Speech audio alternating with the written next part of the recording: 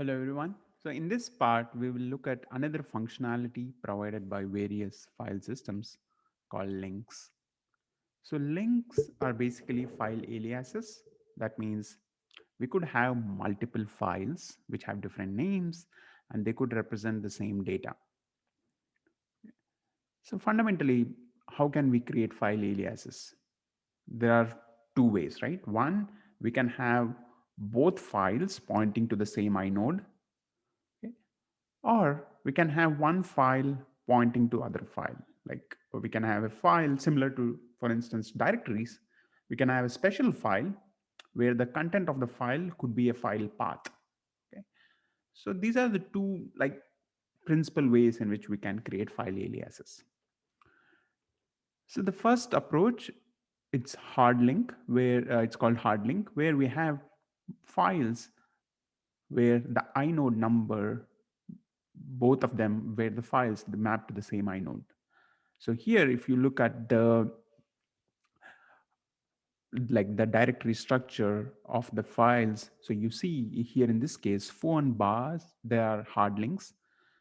So they have the same inode number. So that means you can access the same data by either using foo or baz. And one limitation, or rather one restriction of hard links, is that these two files should be, or like the files that are hard links should be in the same file system. The reason for this is because the inode numbers, they are unique to a given file system. So that's why we need to have the hard links in the same file system. If they are in different file system, then the inode numbers may be, even though they are same, they may map to different data blocks. So that's why the inode numbers needs to be same in case of hard links. The other approach, oh, okay. So what happens in case of file deletion? So when you have hard link, I mean, when you deletion is handled in a normal way. Like when you delete a file, we just delete the corresponding entry in the directory. However, we do not free the inode because the inode could be referenced by other files. So similar to pages, we use reference counting here, where for each inode we have a number that indicates number of files that point into that inode. So we decrement, we increment the number whenever a file is added, and whose inode pointing points to the whose inode entry points to the inode. And when we delete a file, we just decrement it. So when the reference count becomes 0, we delete the corresponding inode. The other approach to create links is called soft link. So here, the file, it's a special kind of file, and the content of the file will actually be the path to which the file is a link. So here, in this example, file bar is a soft link. Okay, you can see the type of the file is different, and the inode is different from foo. Okay, it has different inode. However, the content of the file says that has the path of the foo for which bar is a soft link or symlink. Okay, so here, as you can see, the inodes are different, but the content of bar is pointing to foo. It stores the entire path of the foo. So here, what happens when the file gets deleted? Okay, so let's go back to our example. So here, what happens when the file foo gets deleted? It just gets deleted, right? No special uh, handling needs to be done. Okay. Now, what happens when foo gets deleted and when you try to access bar? So here you get an access error because bar is a soft link, and when you are trying to access bar, it it is pointing to foo, it is trying to access foo, but foo doesn't exist anymore, so you get an error. But when you delete bar, like the symlink file or the softlink file, here nothing happens. We just delete the corresponding inode and remove the contents. So, and there are few other interesting permissions that are not exactly classic file permissions. These are permissions that are specific to like Linux based systems. So here, uh, one is set UID. So set UID it's also called, this is indicated by a single bit. It's called setuid bit. So setuid permissions, it applies to files with execute privilege, execute permissions. So here what happens is, when you have this setuid bit set, and you execute that file, then you will be executing as the owner of that file. Okay. So when you execute setuid binary, then you will be executing as the owner of that file.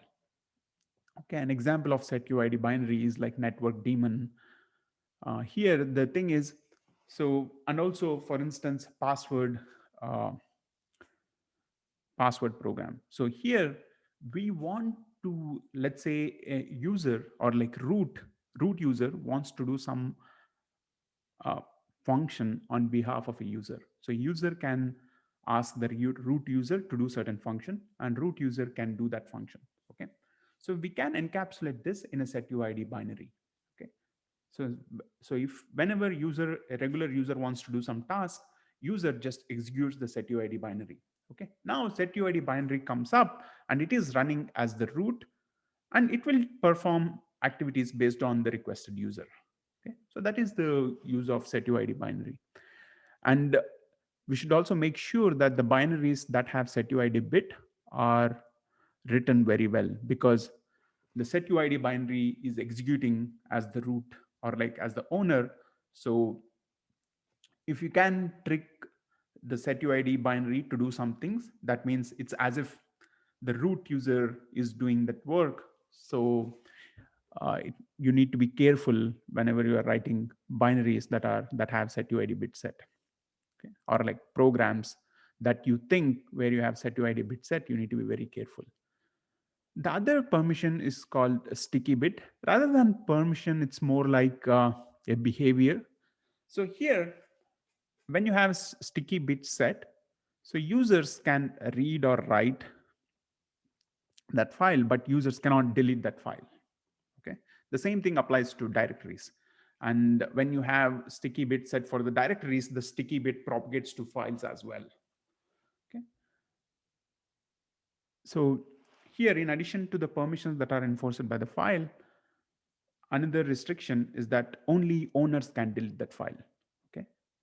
Even if the users have access to the like write access to the directory, but if the sticky bit is set, only users can delete the file. Okay.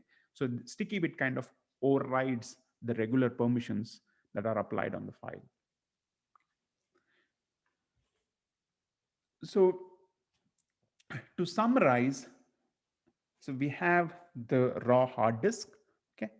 And raw hard disk is usually, we could have multiple hard disks on our system, and disks are usually divided into partitions. Like partitions, you can consider them as two logical parts of the disk. So this helps in making sure that you have enough backup, and like fault tolerance and things like that. So you can imagine that disk is divided into logical partitions. Okay. And each partition has its own file system. Okay. So at the top, users, they just look at the files.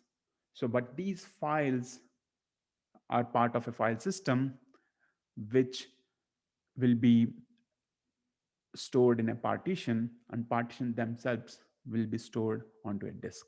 So this is the hierarchy, like this is the common view, like common hierarchical view of how secondary storage will be abstracted to the user space. Thank you.